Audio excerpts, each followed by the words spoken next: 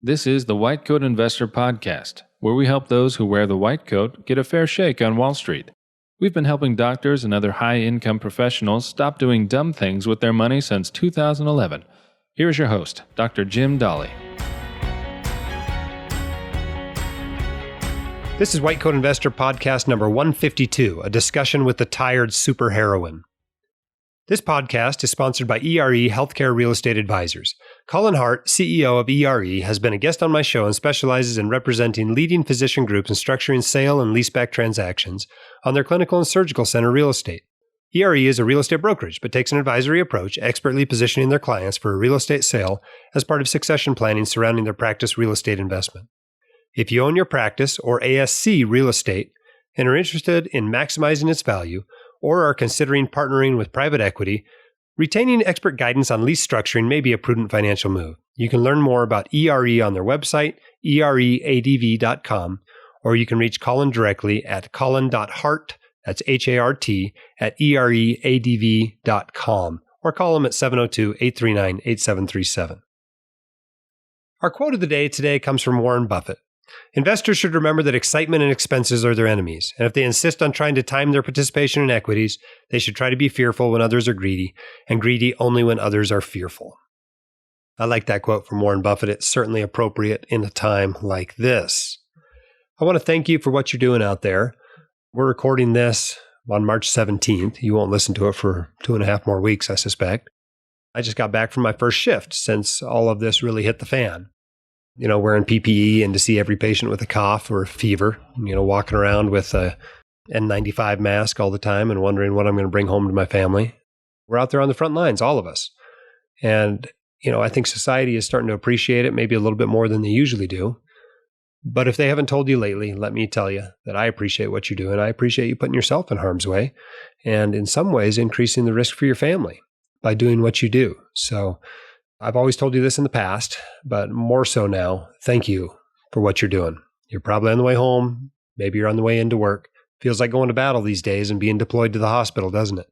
In China, when the healthcare workers walk past the apartment buildings, they're applauded by all the people who are in quarantine or self-isolation. And maybe we'll get to the point where people are doing that in our country as well.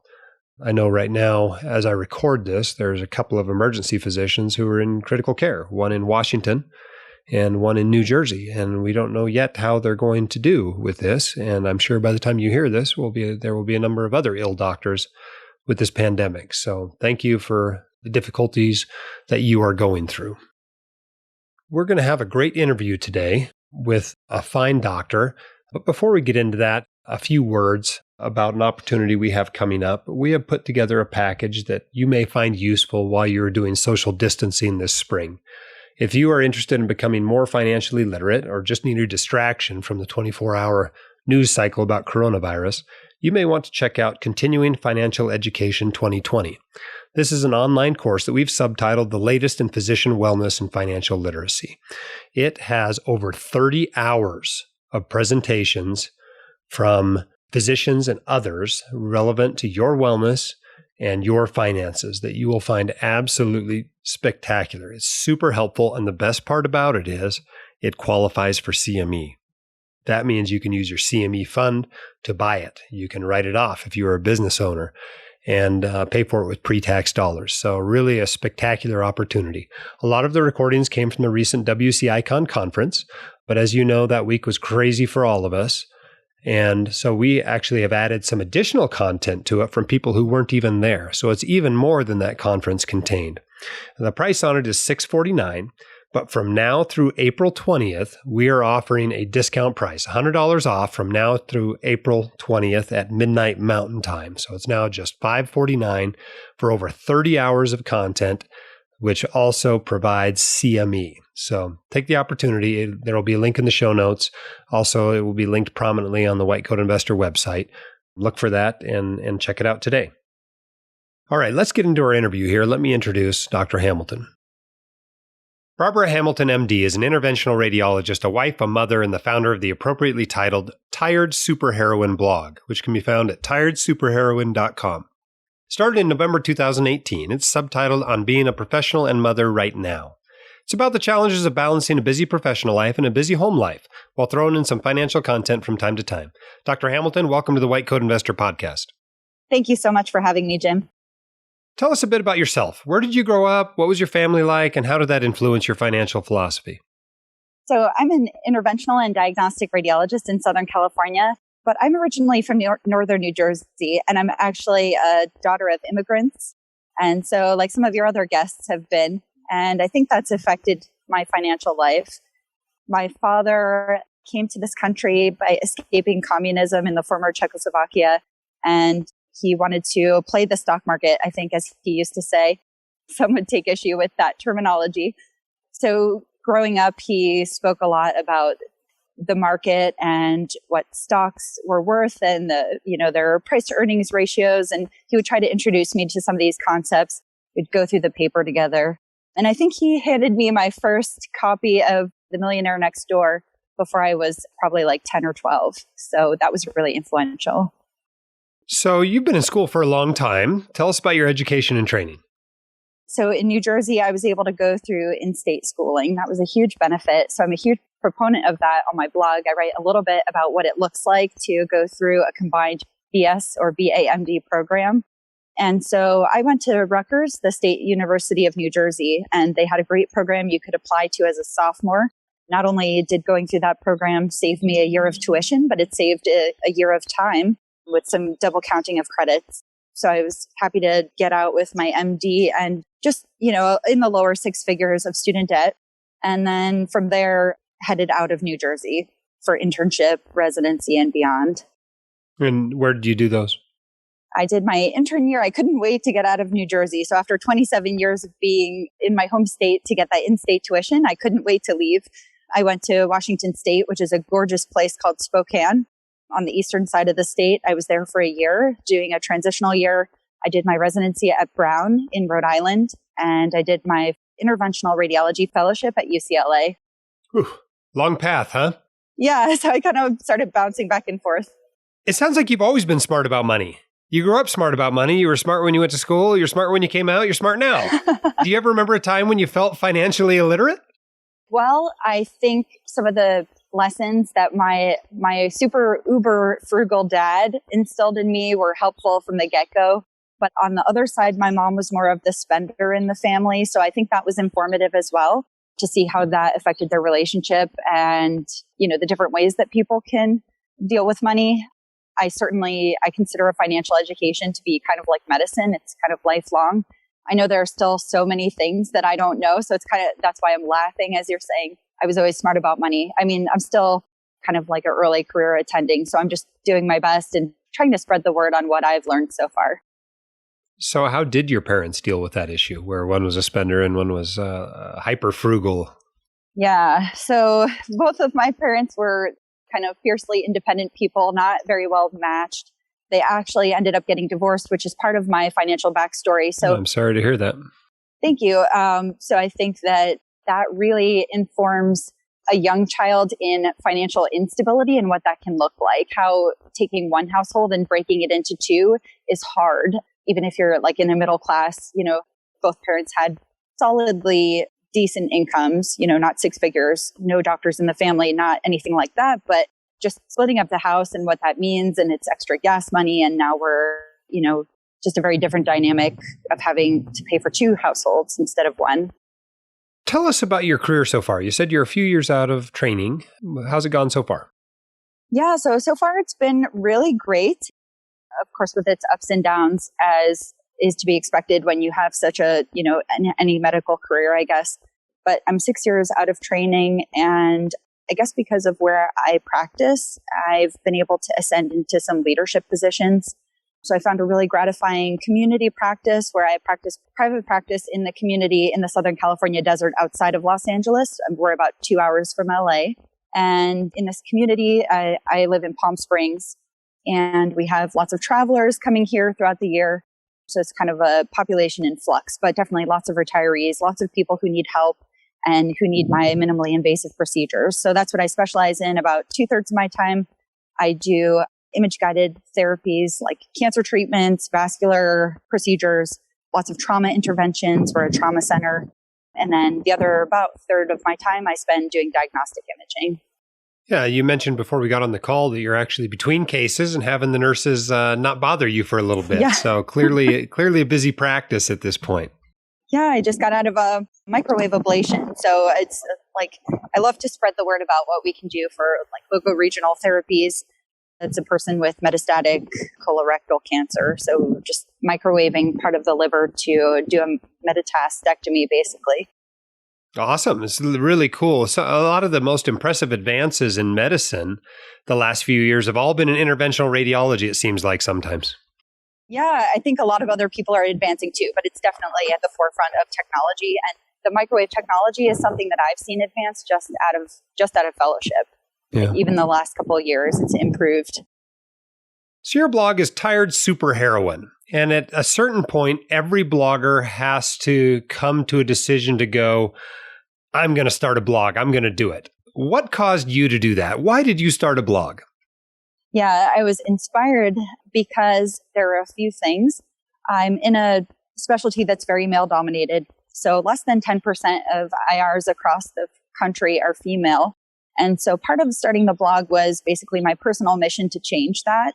I want to be an example of what it can look like to have work and life outside of work in my field, because there's a common misconception that you can't when you attend to emergencies, that precludes having any life outside of work. And I feel like when I was growing up in medicine, this was just kind of a black box. You hear little snippets of attending saying that maybe they, parented on the weekend like it was a hobby, but they didn't talk a lot about the mechanics of what it was like to be a parent in a demanding field. And so I just felt after I had my child and I was learning about these various things like negotiation or breastfeeding on the job, I just felt like I had a ton to share. And specifically for my audience, which I consider not just interventional radiologists, but women in male-dominated fields like surgery too, because I feel like we share a lot in common. Other than inspiring other women to go into interventional radiology, what else do you hope to accomplish with your blog? So apart from the male-dominated specialty aspect, I wanted to empower other physicians with a message of financial empowerment. So it's not just about the mechanics, which are super important, about, which tax advantaged accounts you should be saving in and so forth. But it's also about a mind. And since there's so much kind of disempowering language around being a physician these days, I wanted to be a positive voice out there for someone who is learning and taking steps to empower herself financially. So just putting that out there as well. One of my favorite parts of a blog is the tagline, the bit you put underneath the name of the blog that often sets the tone for it or tells you what it's about. Yours is on being a professional and mother right now. What do you mean by right now? Do you mean you didn't put off your having your family, or what do you mean by that? What does right now mean? What I mean is right now in 2019, in 2020, women are still being discouraged in different ways from going into certain fields. And I think that's putting them at an economic disadvantage a lot of times. And so that's part of my financial empowerment message is you may not think that it's the nicest environment if it feels like walking into a locker room or you feel like on the surface you don't belong. But that has real financial implications if you choose a different field just for that reason. And it's something to consider. I'm not advocating that people should choose their specialty based on income, certainly not. But that, if they're kind of getting frightened away from certain fields, they should consider the economic implications of choosing, say, a procedural field in pediatrics over something like what I do. It's interesting you mentioned that. A lot of people, put a lot of emphasis on what the average income in a specialty is. But I've been much more impressed over the years with the range of incomes within a given specialty. Sometimes it seems like the range in any specialty is greater than the range between the averages of, orthopedics and preventive medicine. And I've just been constantly impressed at how different people with the same specialty, how different their incomes are. Have you found that in interventional radiology as well, that some people are paid dramatically more than others? I think that there is a bit more equality within IR as far as what I've heard. There are some IRs which are becoming more entrepreneurial, striking out on their own, and maybe finding a partner, like an equity partner, to start an outpatient-based lab. That's a totally different animal. But as far as the interventional radiologists that are hospital-based, which is still most of us, I think it still varies by region. And then, of course, what tax bite is coming out of that also causes even more variation. So say where I am in California, we have quite a big tax bite.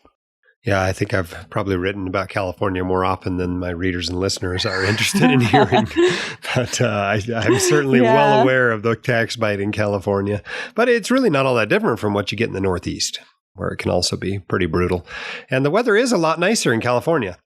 Yeah, there are definitely multiple components to the geographic arbitrage. Now, lots of financial bloggers seem to be wanting to cut back on their medicine lives, or even leave them completely. But you seem to be full speed ahead. How come? I am really biased, but I think I found the coolest job within medicine where I basically get to play video games at work. I wouldn't put it so lightly to a patient or their family member, but basically image-guided procedures are a really wonderful way to provide minimally invasive therapy. So I feel passionate about that, and then sharing that with other women who otherwise may not find the field. Aside from that, I did experience burnout early in my career. So I also had a reality check early on that it was going to be important to financially empower myself so that I would live beneath my means and make sure that I had some escape hatch if needed, because I just know that we don't have a lot of control with a lot of these things that are happening in medicine around us. What if your side gig started making a lot of money? Let's say it made $250,000 a year. Would you change how much you practice? I'm not close to that number yet. So I became an independent contractor so I could control how much I worked. Unfortunately, or fortunately, either way, it's depending how you look at it, I became an employee recently. So a little bit of that freedom has been taken away. And now I have a set number of vacation weeks. But yeah, it may be a harder bifurcation to actually step away from work. And I'm also chief of IR at my institution and vice chair of the department. So it's not easy for me to just go part-time. I would probably be giving up more than just the work hours. But at the same time, that seems to be quite a ways away. So I haven't really considered that in detail. No problem. I don't think most people who start a blog actually ever expect to be in that situation. You've often written, and you mentioned earlier that interventional radiology is about 90% men. Why do you think that is? And now that medical schools are greater than 50% women, do you expect that to change? Yeah, this is a really interesting topic to talk about, and it's something we're discussing in our society. Medical schools have been approaching 50% for a long time now. So just because we tipped the balance recently, it's not necessarily a new thing that women are flooding into medicine, and yet they're not flooding into our field. So if we look at other fields like surgery, they've had a greater influx of women. And then, of course, we all know, OB over the past couple decades has had a huge influx of women, but IR is not seeing that. So we're trying to figure out why, so we can pull from the full talent pool and not just half of it. So we are not losing half of our talented, qualified candidates so that we can have the brightest future for our specialty. I think, some of the reasons that are cited are the emergencies, the on-call lifestyle, which I address on my blog, the radiation concerns, which we've addressed in the society with a pregnancy toolkit, and just informing people because there's a lot of misinformation about that. And then apart from those logistical and safety issues that drive some people away, I think it's the locker room, the kind of boys club reputation. And I think that just repels some people. A little bit orthopedics like, where all they care about is your board scores and your bench press. That sort of the environment. Yeah, we're a little scrawnier in IR than the orthopods, I think, but if you go by stereotypes. So that's hilarious. But yes, definitely before we went pass-fail, board scores were a huge part of getting in. And that, I think, may have repelled some women who didn't want to be judged by their board score. And then the other thing is just walking into a room and you're the only female there. And some people don't want to deal with that. But at this point in my career, I'm trying to address that and just talk about it, because if we don't talk about it, it can't change. One of the things, sign of hope actually, is that in 2017, IR became its own dedicated specialty, a primary specialty, along with medicine and surgery. So that has allowed an IR training pathway, which is drawing more women in. It's still not 50%, but it's higher. Yeah, you mentioned something in passing that I don't think we've touched on yet on this podcast. It came out in the news a few weeks ago. that board scores, and we're only talking really about step one of the USMLE here, has always been a pass-fail test. It's always been pass-fail, and the idea was you had to pass in order to become licensed. But they also used to report a score, which we shared with potential residency programs, and so it started getting used as a residency selection factor. What do you think about this change, that now they don't actually tell you or the residency programs what your score was on the test? Do you think that's a good thing, a bad thing? How do you see it as changing the residency application process? Yeah, I personally feel like it's not a good thing. I also have learned in medicine, it's not always up to me. So clearly it's like a learned helplessness that I think a lot of us are feeling sometimes these days.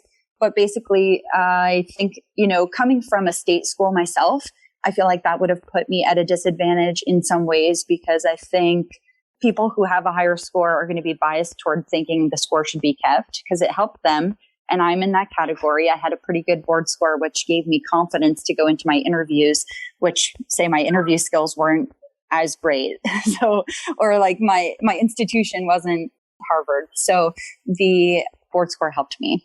But I think it's hard. And I know, and just looking at the conversation around this on social media, some people have expressed that, lacking that feedback is, as it is, we don't know what questions we get right and what questions we get wrong when we take the boards. But just having that feedback that, yes, you've assimilated, or no, you haven't assimilated as much information as you think you have, that can make it a little more disquieting for people to not get that feedback.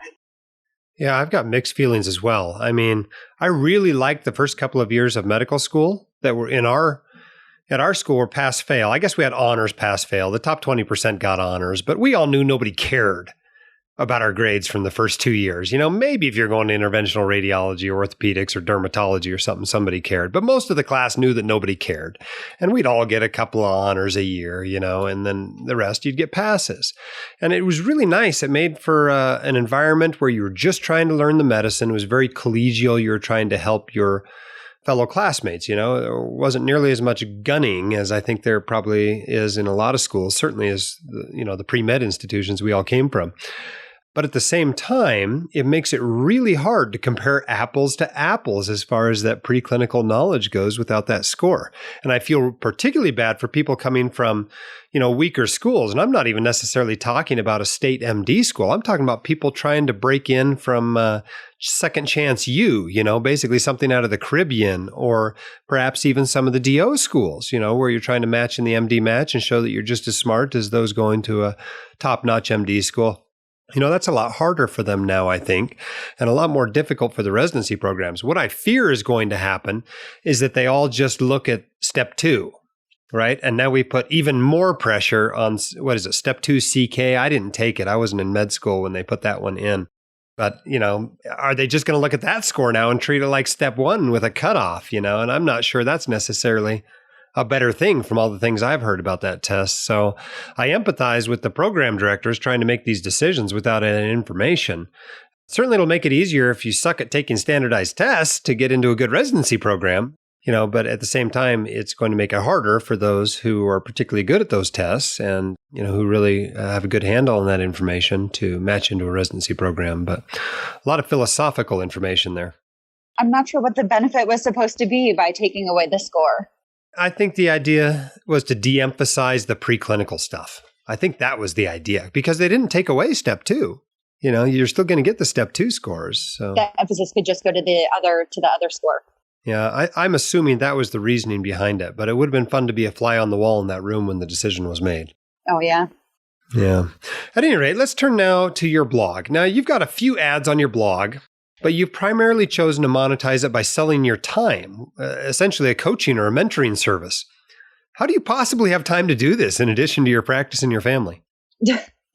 Well, I don't watch a lot of Netflix outside of disaster scenarios like pandemics. I don't have any TV shows I'm dedicated to. I think that really contributes to my free time. And then I don't want to make it sound like I'm just better at time management than other people, but I'm just intentional about spending blocks of time with my baby who's 2 and, having blocks of time where I can just write. And frankly, part of it is when you're in a procedural specialty between cases, like I used to waste a lot of time just going on like glamour.com or something and, just trying to kill the time as the room was being turned over. And now sometimes I just write. I can just bang out a blog post, like a rough draft very quickly between patients because an idea strikes me. But as far as selling my time, the monetizing of the blog has been very experimental so far. So that ad revenue that you see, that ad client is the first I've gotten. And that's really helped me to improve, things on the back end that I can't do myself. And with that extra money coming in, I just hope to be able to expand my reach and reach more people. Yeah, I understand how it is when you're starting out a blog. You throw a bunch of crap at the wall and you see what sticks. And it's a fun process. Very, very different from medicine, but can be tricky to navigate your way through there. It's interesting. I looked up your coaching service, and your hourly rates for coaching are much lower than I would expect an interventional radiologist to make at their regular gig. Why are you willing to do this work for that amount of money when you have a full-time IR gig? So it's a labor of love. I've done a lot of this in a different way for free for a very long time. So through the Society of Interventional Radiology, I'm part of the mentor match. So I mentor people, without any money changing hands.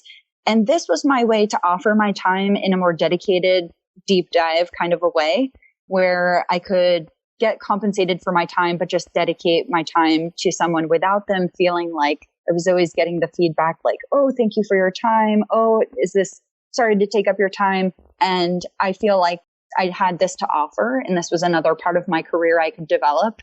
So for me, if I take a hit, obviously I could make more just working more as an interventional radiologist, but this means more to me.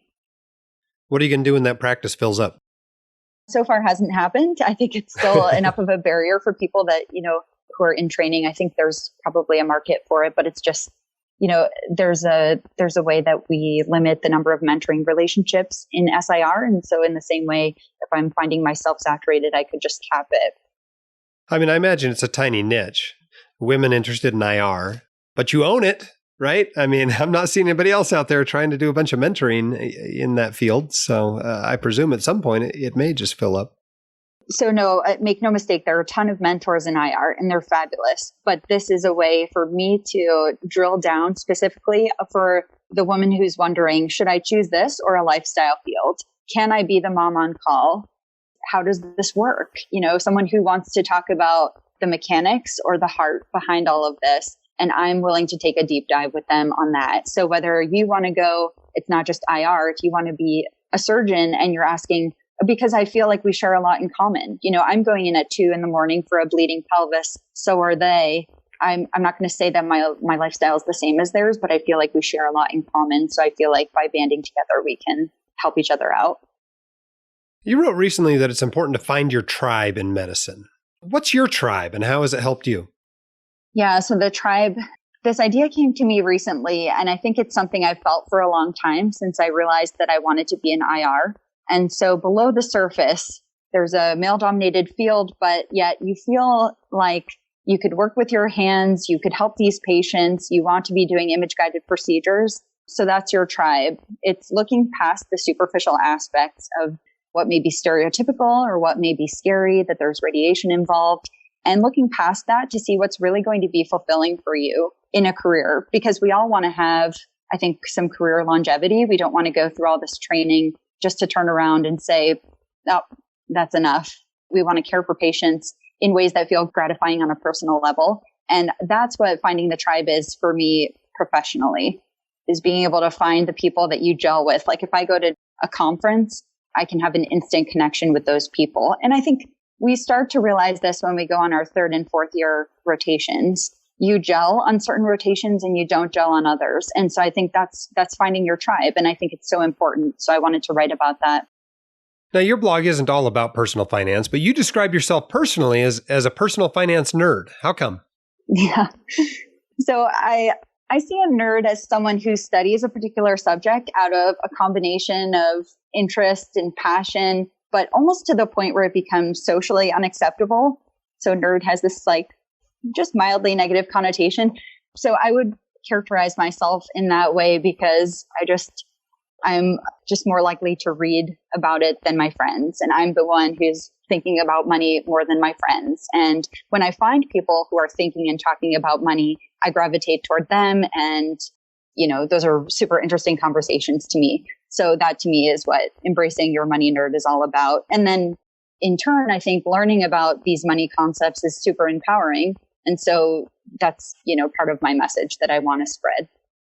I went back to the first few posts on your blog. I think this is always an interesting thing to do for a blogger, when you're checking out a blogger, because it tells you what's really on their mind at that time when they start the blog. And the first financial post you wrote for your blog was about knowing your value and negotiating to get it. How come? Yes. Amen. So I think most of us know, for some people, this is still controversial to say, but women make less in medicine. And even when you control for outside factors like years of experience and academic rank, they're still making less. There was recently an academic paper, I forget the journal, of women chairs who were making less. Even at the top of their careers, these women who knew how to negotiate and had interpersonal skills and had business skills, they were still making less than their male colleagues. And that's why I think this message is particularly important for women in medicine. Do you make less than your male colleagues? No, I've aggressively negotiated to the point where I think I was making more. And so transparency is one of the things that I extol in that post. One of the things I think is really important to get women and minorities on a similar playing field is to get rid of this lack of transparency that we see in a lot of places. And so that's one of the key points I point out in that post. Other things are just, I negotiated, I would mark my calendar year after year to negotiate because I knew they were hiring me at a kind of bargain rate as a post-fellowship grad. And I knew that to get where I wanted, I would need to be strategic and keep asking. Otherwise, they would allow me to keep working for less. And so I was just, I would say, pretty almost aggressive about it and persistent. Now, you wrote that there was a little bit of blowback from being aggressive and negotiating and being persistent. Can you tell the listeners about what you kind of experienced? Because I think a lot of them fear that they'll be viewed differently for being aggressive. Oh, yes. I've come out on the other side. I've been called money hungry. So that was what I shared in that post, that it's kind of my worst fears realized over the phone. I could feel it was a phone conversation at the time, and my practice manager was just making me feel like I was doing the wrong thing by negotiating for myself. And thankfully, after a couple of years, I think over time you prove your worth and people will do anything to keep you around. I'm in a place where it's not really easy to recruit. And for me, that's leverage. So these are the things that I've learned over time. They want to keep me around. And I'm at every conference, I'm asking my colleagues, like, we're talking about this. We're not only talking about great cases and techniques, we're talking also about the business of medicine as it pertains to us as employees and sometimes as independent contractors. Tell us a little bit about your financial life. Now, you're not anonymous, so as much as you feel comfortable with, you're 6 years out of residency. Where are you at with your student loans and building net worth, et cetera? Where are you at in your financial life? Sure. I'm pretty transparent about this because it's my ethos. So on the blog, and I feel like I'm doing this to show how we can be more transparent, just to kind of push back against the societal secrecy around money. And so I probably border on oversharing, but I share, my financial goals for the year in a couple different posts. And that tells a lot about my income, my net worth, stuff like that. So just before the bear market hit, I was solidly over $1 million net worth. And that was my big first milestone. So I'm very proud. Congratulations. 6 years out of residency, no small feat. Thank you. Yeah, 6 years out of fellowship. So a little bit less credit than you're giving me. Student loans still or gone now? No. So I wrote a post about how I minimized and then obliterated my loans. So I attacked them aggressively. So if you're talking about that spectrum of pay down your loans or invest, I was definitely on the debt averse side. I wanted to get rid of those loans. So what do you invest in? What does your portfolio look like? So I do a combination of index funds, some individual stocks, a la Warren Buffett. I do believe in a little bit of value investing, and I have a long time horizon, so I'm okay with that. I recently became a real estate investor too. So in the past year, I bought a duplex in my neighborhood. So, exciting. Blogger, mother, wife, interventional radiologist, landlady. Yeah. All right, I got it. It's a super exciting life. So you've had a chance to interact with a lot of docs now that you've been blogging for well over a year. What financial aspect of their lives do you think doctors screw up most often? So I've certainly made some financial mistakes along the way. I don't put myself out there as a symbol of perfection in any way, but I think that some people didn't have the same influence as I did, where they had hyper frugal parents, or, maybe they had family in medicine. And so my theory is that as a group, doctors can be kind of conformist. And because we're selected in that way, and then, if we stand out from the pack in a bad way, we're kind of punished for it in training. So my feeling is that we kind of conform as a group. So for me, that translates into having a certain car, having a certain house that you're expected to have at a certain income level. Whereas I'm okay with being a nonconformist. And if somebody makes fun of my car, I'm sort of okay with it. So I'm even proud of my car, which is 10 years old, same car from residency. 10 years old, what is it? It's a Mazda 3. Very reliable. Mazda 3. I drove a Mazda 6 for 4 years out of residency, so totally get it. Nice. And I know you talk about the car thing as well. So I think sometimes living paycheck to paycheck, I think that's a big mistake. Yeah, certainly a lot of docs doing it. I'd estimate about 25%, unfortunately.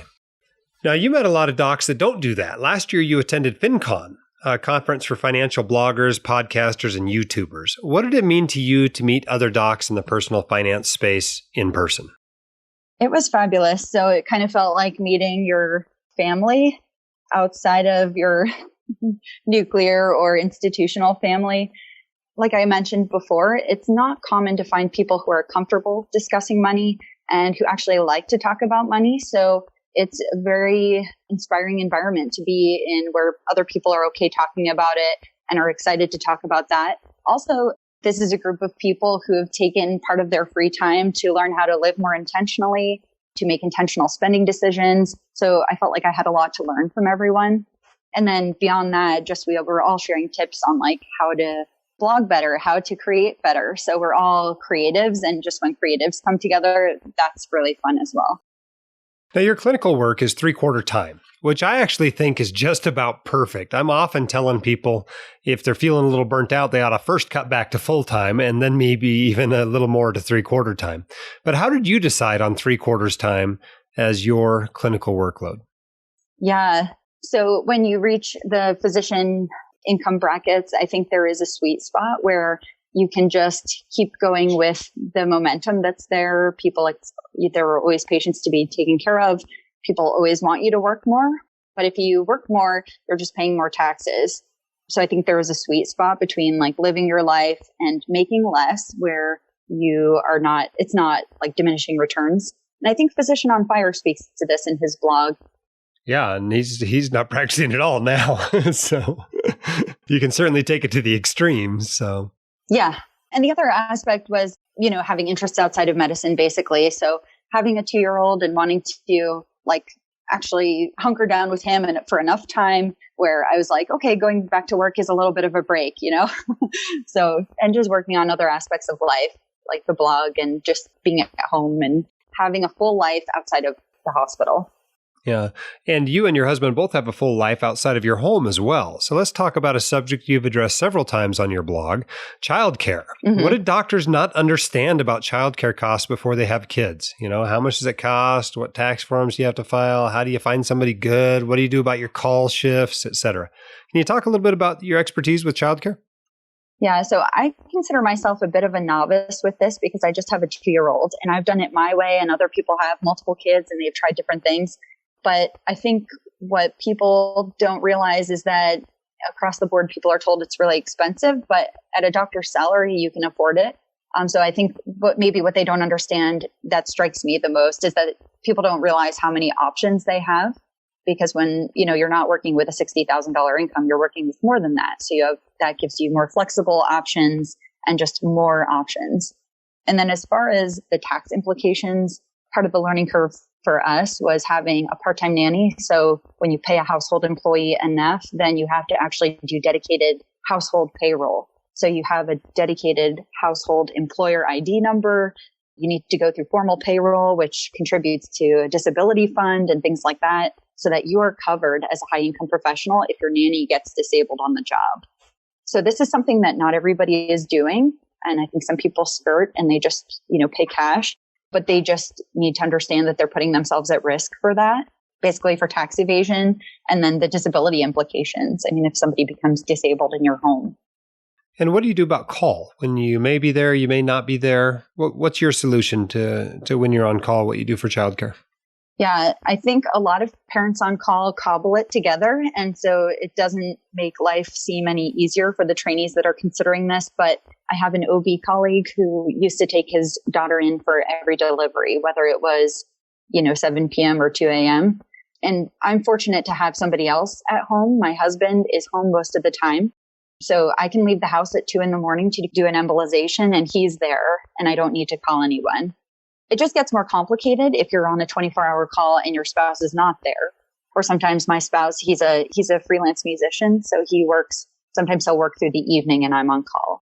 So there's always that chance. So I think having a battery of options, basically like a list of people to call in case of an emergency like that is helpful. And, having those people on board, of course, but like we have neighbors across the street who have filled in for us an hour here, an hour there, and they enjoy doing that. I had a postpartum doula who also fills in for childcare. Like if she has been on call for me before, I'll give her a rate to hold the pager in quotes and then, a minimum callback rate, sort of like she's a physician on call for me. So that has worked really well when the other parent isn't home. Now, my last few questions talked about childcare. I don't think I've discussed that subject with a single male that I've had on the podcast. Is it fair that this is a subject that's widely covered by blogs written by women, but almost never on blogs written by men? Why aren't there blogs written by women that just cover general finances for everyone? And why don't blogs written by men cover these subjects that drive women to start their own blogs just to cover them? Yeah, I mean, I don't see, maybe I'm looking at different blogs than you are, but I see parenting blogs and I see financial blogs, and I consider mine to be focused mostly on career and kind of self-empowerment, but also what the balance looks like, and that includes parenting. So it becomes at times like a mommy blog, or I affectionately call it that. I think that there are men talking about childcare. They may not be in the financial independence blogosphere. I think that some men are talking about it in that they're talking about world schooling their kids or intentional decisions. Maybe they're not talking about just the nitty gritty childcare articles like I wrote, but like it or not, women are still in our society often responsible for some of the mental load. And it can be more than 50%, even if I'm not the spouse who's home more, my husband's home more. But there are still some times where I shoulder more of the mental load than he does. There are other times where he's scheduling and taking the child to the doctor's appointments, for example. So he does do a good job in being a partner in the mental load of running a household and being a parent. But I think that's not always the case. And women in our society don't assume that's going to be the case. And so some of these aspects of the mechanics of parenthood, I think, are important to cover for women who want to decide whether this is feasible for them or not. Now, our next couple of subjects may not age well. Just as a note to the podcast listeners, we're recording this on March 17th. It's going to run on April 2nd. Given our current environment, a lot is probably going to change between those two dates. But I'm going to talk about these subjects anyway. What are your thoughts on the current market meltdown? And are you doing anything differently with your investments right now because of it? Yeah, so I'm trying to look at my statements less often.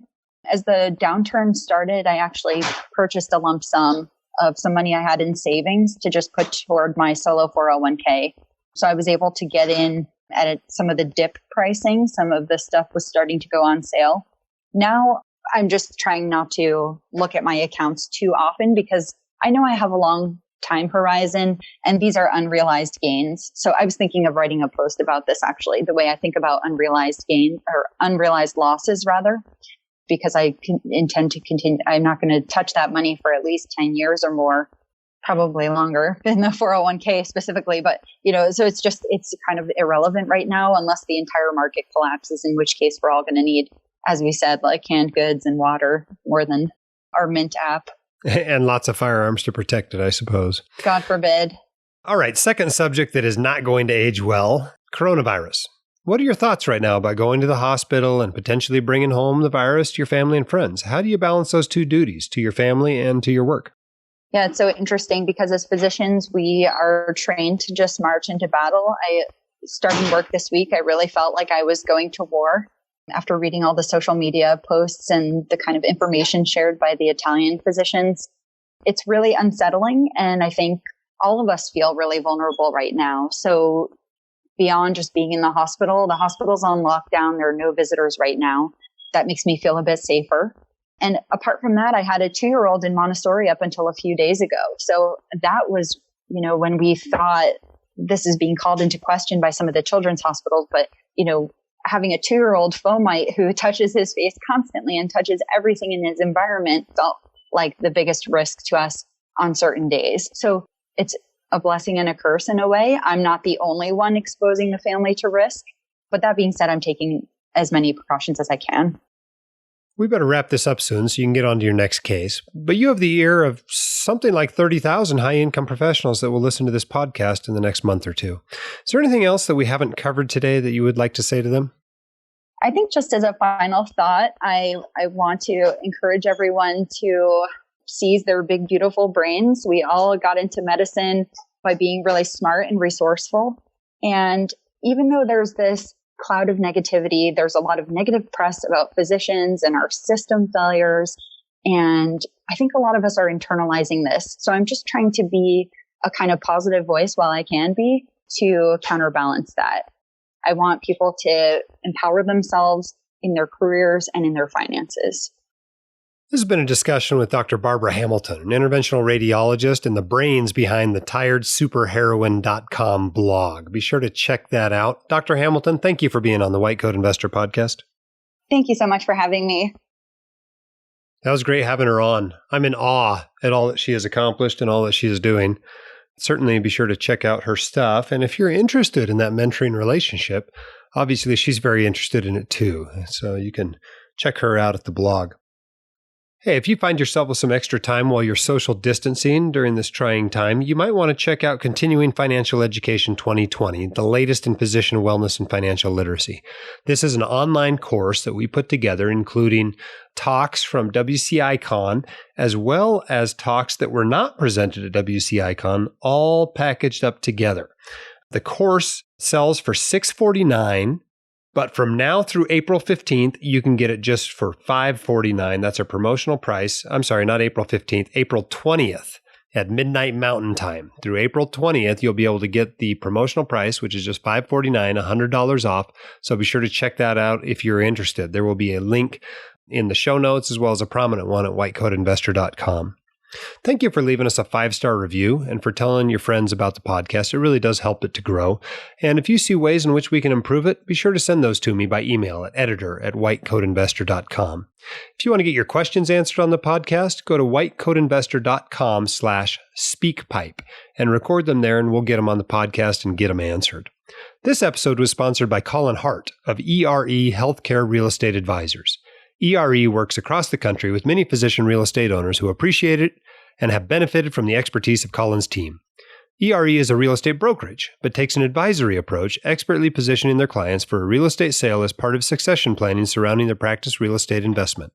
Contact Colin directly at colin.hart@ereadv.com or call him at 702-839-8737. Keep your head up, your shoulders back. You've got this, and we can help. Stay safe out there. My dad, your host, Dr. Dolly, is a practicing emergency physician, blogger, author, and podcaster. He is not a licensed accountant, attorney, or financial advisor, so this podcast is for your entertainment and information only and should not be considered official, personalized financial advice.